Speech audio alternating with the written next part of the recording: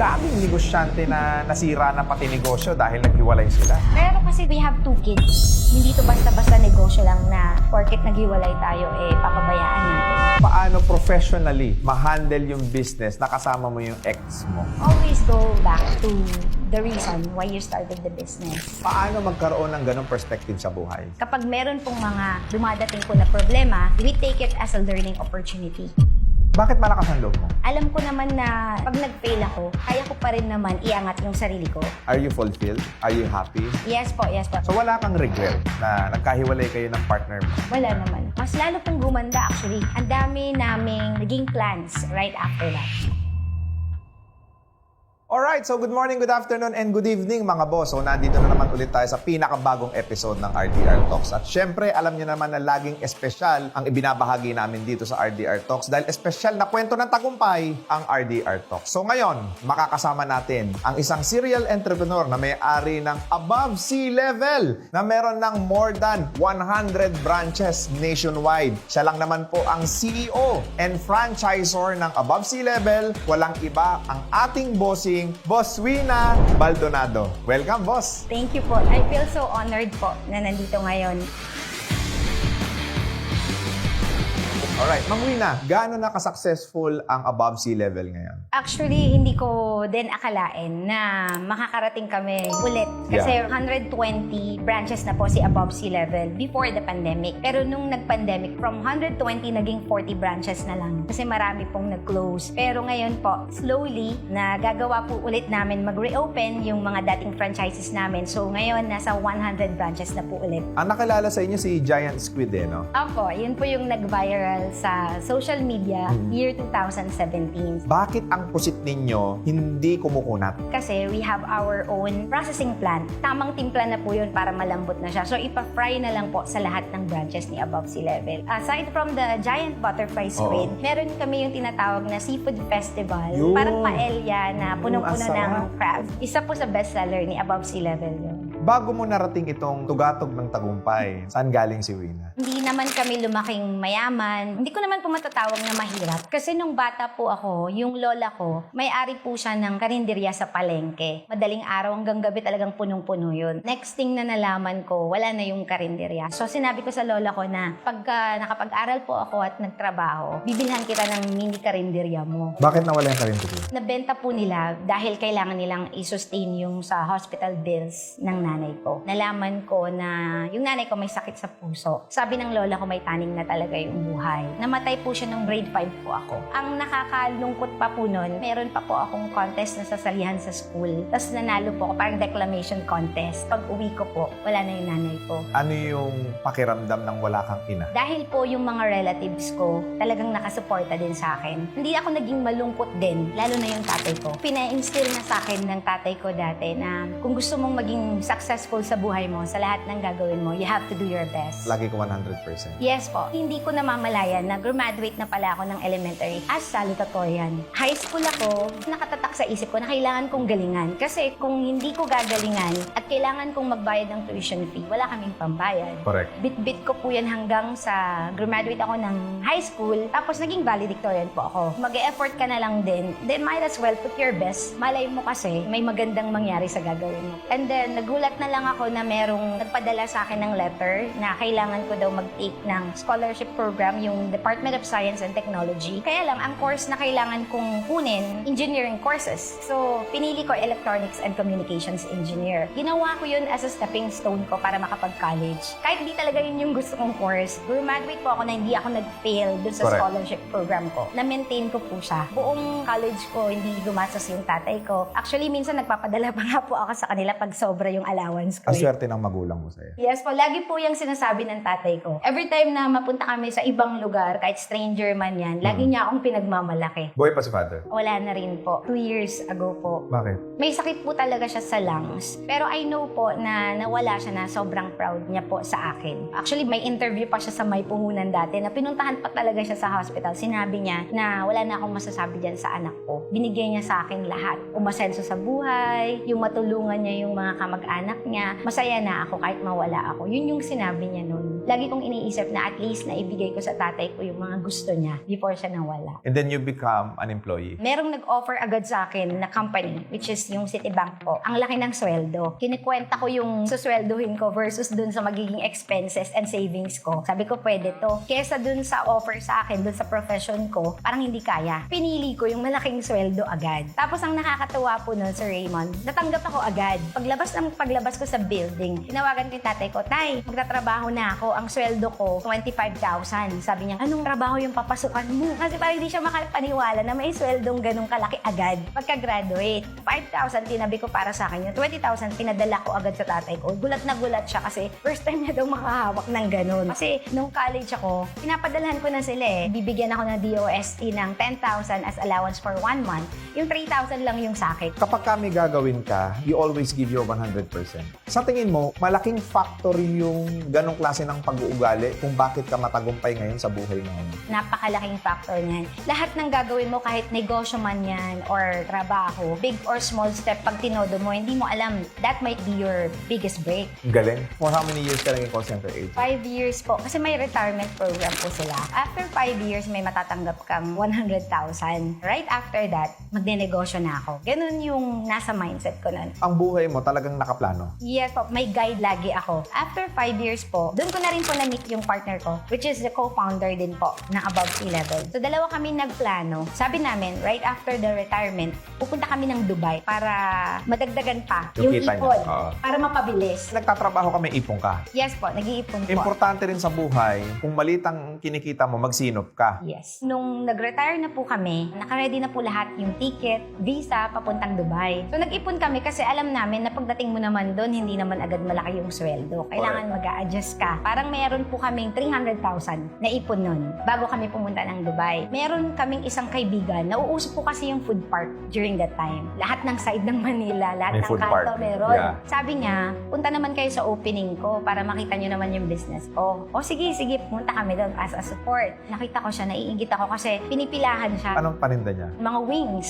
So sabi ko sa kanya, magkano yung capital mo dito? Lahat-lahat na pati yung renta. Gumastos siguro ako dito ng 250,000, sabi niya. Sabi ko, naku, pwede ata yung ipon ko dito. Hindi ko na iniisip noon na pang-abroad yung 300,000 na ipon. Sabi ko, mag-business na lang kaya tayo. Pasukan na lang kaya natin ng food park. Kesa pumunta tayo ng Dubai. Eh, nung itatayo mo? Sabi nila, kapag daw ang business mo dapat, napapasukan yung gustong-gusto mo. Eh, during that time, talagang mahilig ako sa seafood. So, sige, seafood concept ang itatayo ko. Tinanong ko agad sa kanya, sino may-ari ng food park na to? Tapos, nung binigay niya yung contact number, nag-email agad ako. Take action kagad. Yes po. So, bago ka matanggap, may application pa pala. Hindi lang basta may pera ka, may concept ka. Kailangan mag-a-apply ka sa kanya at kailangan mapawaw mo siya sa concept mo. Nag-iisip na ako, ano kayo ang gagawin ko sa seafood? Yung iba kasi mali eh. Nag-iisip-isip muna ng negosyo bago sila makapagnegosyo. Ikaw baliktad. Nagdesisyon ka na magnegosyo bago ka nag-isip magnegosyo. Opo. Kailangan, ang next thing na gagawin ko is kung ano yung ilalagay ko doon. Right. Sabi niya sa akin, kailangan schedule kita for food tasting. Kasi marami kang kalaban na may nag-a-apply din na seafood. Ano ba yung paborito ko? Paborito ko pusit. Lahat adobong pusit, calamari. Ano kayang gagawin ko dito sa pusit para mag-stand out? During the time, hindi lang naman dito sa Pilipinas yung nauuso na food park. Sa Thailand, Taiwan, marami na ring food park. Ganun ang mga concept nila, puro kakaiba. Para sila pinipilahan. Kailangan pilahan din ako dito.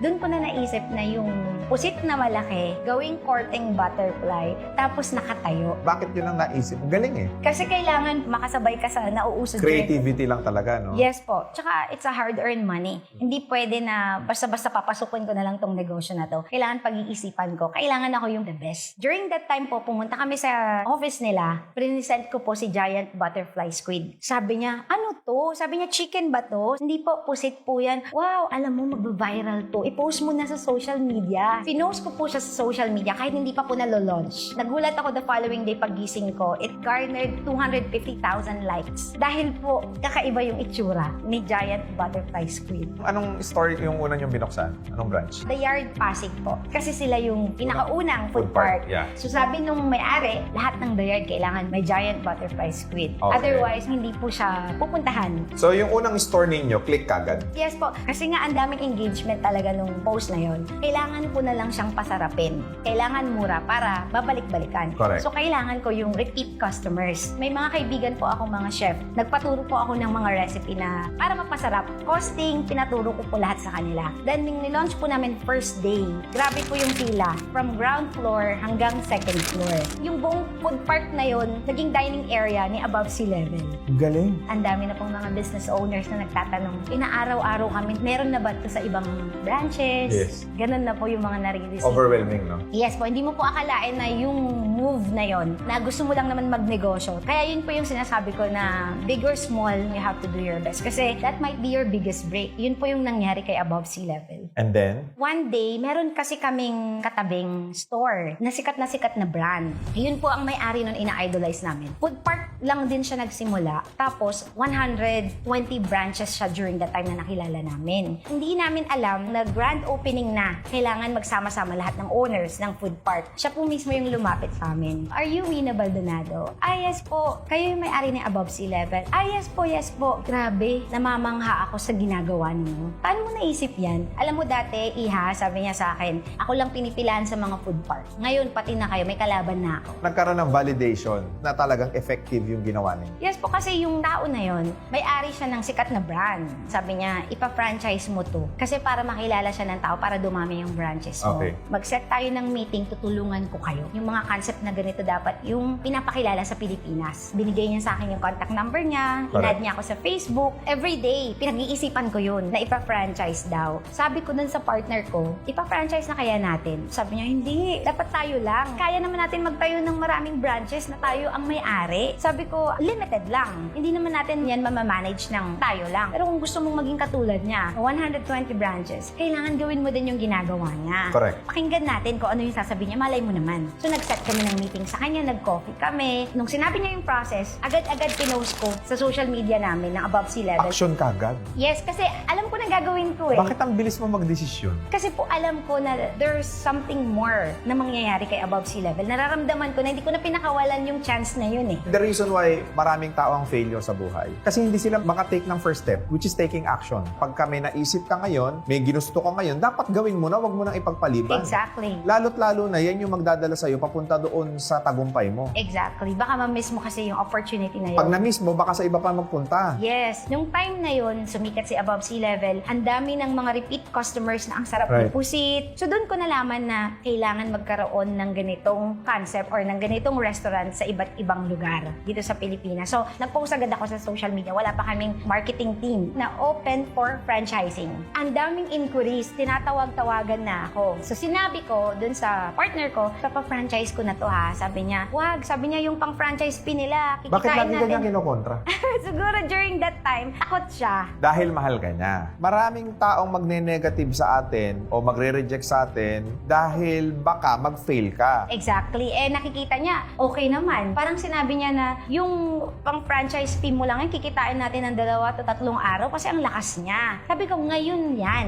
Paano pag sa susunod? And then, may tumawag. Sabi niya, magpa-franchise po kami. Pwede pong makipag-meeting sa inyo. So, nag-set ako ng meeting. Pinag-uusapan namin, meron na akong ka-meeting ha. Sabi niya, wag muna. Alamin pa natin. Napaka-kontrabida naman yan. Hindi naman sa kontrabida. Parang natatakot siya na mawala kung ano yung meron kami. Kaya lang sila kumukontra sa'yo kasi baka mamaya meron kang hindi nakikita sa bilis mong magdesisyon sa buhay. Siyempre, napaisip na naman ako. Sabi ko, sige na nga, i-delay ko tong kausap ko. Nag-isip ako kung ano yung way para ma-delay ko siya. Taasan ko yung franchise fee para mag-back out. Tinawagan ko siya, hi ma'am, inform ko lang po kayo na ang franchise fee ni above sea level is 490. Sabi na, lumipat dito sa location na alam naming maganda. Sir, sabi kong ganyan, meron na po kaming franchisee. Tomorrow, imimit ko ano pong kailangan kong gawin. So, ganito, i-ready mo yan. Yun na po, nag-start na po yung franchise ni above Lakas sea ang loob mo. level. Bakit malakas ang loob mo? Alam ko naman na pag nag-fail ako, kaya ko pa rin naman iangat yung sarili ko. Kasi alam ko na si above sea level, ang laki ng tiwala ko. Ginagawa mo palang yung negosyo, confident ka na. Yes. Dahil ikaw si Wina na gagawin ang 100% lagi. Yes po. Why ka successful? Yun pong in-instill sa akin yung pagka-optimistic ko, yung idealistic ko sa buhay. why kung bakit ko nararating ngayon. Si Wina ba, may mabigat na pinagdaanan sa buhay? Hindi naman lahat perfect. Siguro sa love life. Hindi naman. What happened? Yung partner ko, naghiwalay po kami. So ngayon, ikaw na lang ang may-ari ng Above Sea Level. Kami pa rin po. Ako na nga lang yung CEO. Ako na yung sa managing ng operation. You are now business partner but not partners in life. Yes, pero kasi they have 2 kids. Yun siguro nagbabind sa amin na sinimulan na natin to ng maganda. Ang dami ng taong nangarap kay Above Sea Level. Hindi to basta-basta negosyo lang na porket naghiwalay tayo, papabayaan natin. Are you fulfilled? Are you happy? Yes po, hindi lang naman po sa pera yung success. As long as nakikita ko yung pamilya ko, yung mga kamag-anak ko na natutulungan ko po sila, hindi ko po naranasan yung ganong buhay nila ngayon kasi may Above Sea Level ngayon, so nasasandalan nila si Above So Sea wala kang Level. regret na nagkahiwalay kayo ng partner mo? Wala naman. Ang ganda nga ng relationship namin ngayon We're really good friends. Mas lalo pong gumanda actually. Ang dami naming naging plans for Above Sea Level right after that. Paano professionally ma-handle yung business na kasama mo yung ex mo? Proper communication po. Kailangan distinguish ninyo na magkahiwalay ang relasyon at ang negosyo. Yes. Kami kasi, may kanya-kanya kaming strength. Magaling siya sa mga technical numbers. Ako naman sa marketing, sales. Hindi ba awkward? Nung una po, awkward. Pero time heals. Sabi Secondly, nga nila. Always go back to the reason why you started the business. And that is para makatulong kami sa kanya-kanya naming pamilya. Hindi namin sasayangin yun kasi nandun na kami Okay. Alam ko marami sa inyo mga boss no, na nakikinig at nanonood ng video na to. Ang daming negosyante na nasira na pati negosyo dahil naghiwalay sila. Anong masasabi mo sa mga ganun? Sa amin kasi, before naman mangyari yung ganun, na-build na namin si Above Sea Level na napakalaki na. Nung lumaki siya, hindi na basta-basta siya mabubuwag Ang dami-dami na kasing families na umaasa sa kanya. We have 15 employees sa management. Sa production namin, yung processing plant namin, we have around 50 na gumagawa po ng Above Sea Level, yung giant butterfly squid. And then we have 100 franchisees. So imagine nyo po yun. Kaya yun po yung nagiging strength ko na lang aside from yung natutulungan ko yung family ko na ayoko na sila maghirap. Paano magkaroon ng ganong perspective sa buhay? Na lagi mo tinitignan na magaang kung ano man yung problema darating sa buhay mo. Kasi hindi naman perfect yung buhay ko or yung business ni Above Sea Level. There's always challenges talaga. Pero hindi po kami nagdedwell dun sa challenges. Kapag meron pong mga mistakes or yung mga dumadating po na problema, we take it as a learning opportunity. Ang galing nung sinabi mo na yun. Because every problem is opportunity. Yes po, dun po kami natututo Lahat ng lumalaking kumpanya, Yes. alam po namin na mapagdadaanan yung ganun. But what's most important is pag may dumadaang challenge, we take the next step. Ano bang resolution nito? Right. Ano po ba yung gagawin namin para mag-improve kami the next time? Instead of focusing on the problem, focus on the solution. Yes po. What if dumating sa napakalaking pagsubok ang Above Sea Level? Example, na bankrupt. Nalulugi lahat ng branches. What is the first step that you will do? Kay case kasi ni Above Sea Level, lagi kaming may contingency plan. Meron po kaming tinatawag na location assistance relocation. Meron na po kasing mga location na pwedeng pagtayuan ni Above Sea Level na na-check na po namin na maganda, na nasa data na po namin. Isasuggest po namin yon sa franchisee namin na lumipat dito sa location na alam naming maganda. In return, tutulungan namin sila sa pag-transfer ng mga gamit nila. So, yun po yung ina-assess namin. At the same time, di ba po kapag nag-franchise ka, pag nag-relocate ka, kailangan magbayad ka ulit. Correct. Ikaw? Hindi na po. Ipagpapatuloy na lang po nila kung ano yung contract na meron sila sa amin. Galing Tapos, usually, ang mga franchisee, mayroon niyang expiration ng contract nila. Diba? Sa inyo, ganun din. Meron po kaming 5 years contract po sila. 5 years? Ang dami pong Nagre-renew. Ang po nung nakaraan, sabi nila baka pwedeng habaan nyo na yung contract. So, kung ano po yung mga suggestions nila, kung ano po yung alam namin na makakabuti sa kanila, nakikinig po kami. Pero naglabas po kami ng bagong promo. Yun po, franchise for life, na every 5 years, they will still renew. Pero hindi na po sila kailangan magbayad. Okay. Ano na ang naibigay sa'yo ni Above Sea Level? May bahay ka na. Yes, napaka-simpleng tao ka lang naman po. Pinaka-best success tip, pag malaki kinikita mo, huwag kang mamuhay ng engrande. Yes po. Actually, yun po yung naging tingin ko din na isa sa reason kung bakit successful si Above Sea Level ngayon. Kasi Sir Raymond, before pandemic, 120 branches na po kami, diba? So, with that 120 branches, imagine we have our own commissary. So, aside from the franchise, kumikita na si commissary namin. Kasi kami nagsusupply sa lahat ng Above Sea Level branches. Kahit papano, alam mo na successful ka na. Tapos, nung time na yun, ang dami nang nag-o-offer sa amin na mag-venture sa ibang business. Tapos nag-o-offer sa akin na bumili ako ng ganitong sasakyan, mag-invest ako sa mga properties. Anong ginawa mo? Okay na sa akin yung meron ako isa, dalawa na property during that time. Kasi naiisip ko, paano kapag may dumating na pagsubok kay above sea level, baka kawawa ako. Wala akong ipon para sa emergency fund. Ang talino mo, no? Ayokong mag-fail kasi ang dami ng taong natutulungan. So mawawala lahat yon. One mistake lang kay Ang above galing sea mo. level. Every time may nag-o-offer po sa akin, if it has nothing to do with the improvement of above sea level, tinatanggihan ko po. Kapag ka ikaw magninegosyo ka, tapos maganda na yung tinatakbo ng negosyo mo, huwag malikot yung utak ninyo na kung ano-ano ang ginagawa ninyong negosyo. May negosyo ka ng proven, effective, kumikita, yan na ang empower mo. Vertical integration ang tawag dyan. Yes po, nag-focus lang po kami into something na ikakatulong ni above sea Ni level. above sea level. Kunyari, may mag-o-offer sa amin na bumili ka ng maraming trucks for your delivery. Yan, magsaset ako ng meeting dyan. Anong maitutulong mo kay above sea level para ma-improve yung delivery namin. And nangyari po, nag-pandemic. Paano po kapag hindi ako nakapagtabi? Paano po kapag hindi ko in-entertain yung delivery services na yun? Eh di Right. sana, nahihirapan kami nung pandemic na mag-transport ng mga goods sa mga branches. Buti na lang nag-focus po ako kay above sea Ang level. galing mo, no? Siguro yun yung isa din na pagka-single-minded person ko into the business lang. Focus po. So kung gusto mo magtagumpay, importante talaga yung focus. Yes po. Okay. And ang pinakamalaking factor kung bakit ka naging successful, dahil doon sa tamang mindset na ibinaon sa'yo ng tatay mo. Yes po. Bago tayo matapos, kung nabubuhay ang tatay mo, ano ang sasabihin mo sa kanya? Galing ng anak ko. Laging ganun naririnig ko. Hindi ako yung magaling, kundi siya yung magaling. Tatay, sana nabubuhay ka pa ngayon para nakikita mo pa yung success ni above sea level. Kasi ito yung sinasabi mo dati na mararating ko. Alam ko masaya ka kung nasan man ako ngayon. Tatay Ito, thank you dahil pinalaki mo kami ng maayos. Thank you dahil nag-focus ka lang sa amin nung bata kami. Hindi mo inisip yung sarili mo. Hindi mo maisip na mag-asawa para may kasama ka sa buhay. Kasi naniwala ka na kami pa lang, lalaki kami ng maayos, okay na sa'yo yun. Maraming salamat. Thank you so much. Kaya naman mga boss, sa lahat ng mga padre de pamilya, mabuhay kayong lahat. At maraming salamat sa pagbibigay ng suporta sa buong pamilya, sa pagpo-provide ng kabuhayan, at higit sa lahat, sa patuloy na pagmamahal sa inyong pamilya. Mabuhay kayong lahat. Mga boss, bago tayo matapos, I want to take this opportunity na mag-inquire kayo sa above sea level. Sa lahat po ng gustong magnegosyo, lalong-lalo na po yung fan po ni Giant Butterfly Squid, mag-inquire lang po kayo sa aming Facebook page, Above Sea Level PH. Marami po kaming programs na nilaunch para matulungan po namin. Kahit yung mga maliliit na negosyante, pwedeng-pwede po. Franchising, that's already our existing business ni Above Sea Level. Nag-launch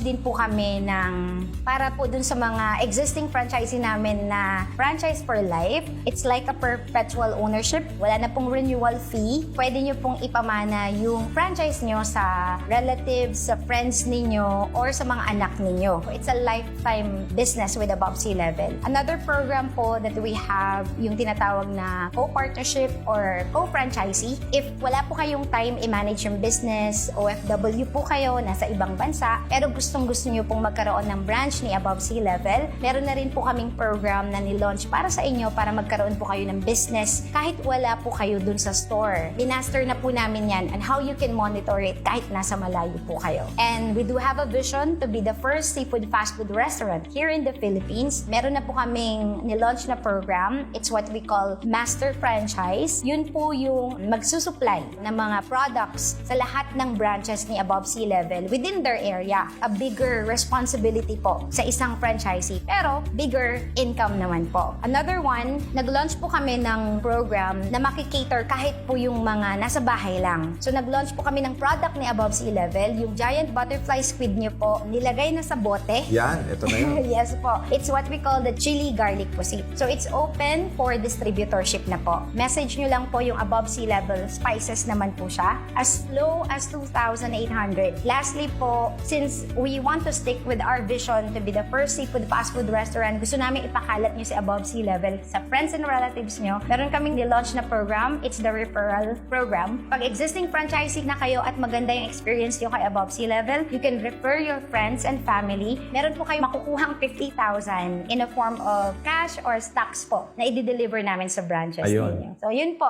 yung mga programs ni Above Sea Level, sir.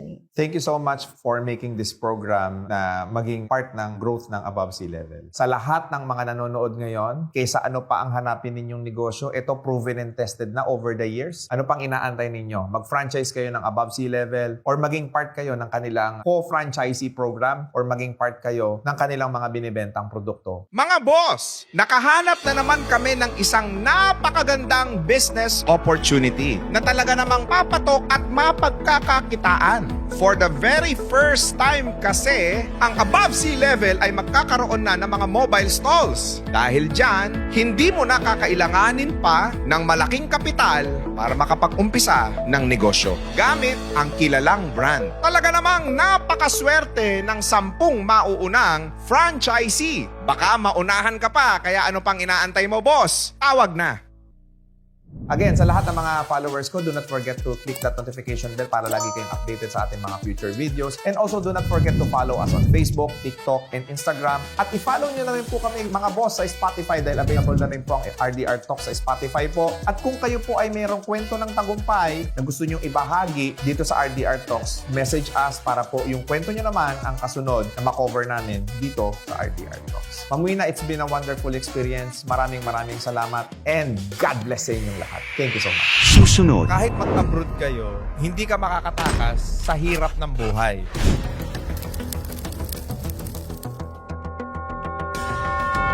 Nag-work lang naman po kasi kami sa factory sa Japan. Magkano ang sahod doon? Iba ang rate ng babae at saka lalaki. Mahirap siya actually.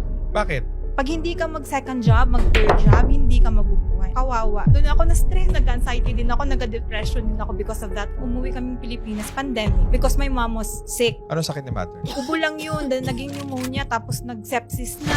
1 month siya, almost nasa ICU. For almost 6 months, wala kaming pera. Paano nyo unti-unting ibinalik yung pera sa inyo dahil sa gastos sa lahat? Nahilig lang si Habi sa shoes, ako sa mga bags. Post pa lang siya online, and then biglang nabenta lahat. Gusto mong umasenso sa buhay, ang option talaga is business. Yes, sir. Si Leonor, kumikita na ng million kada buwan.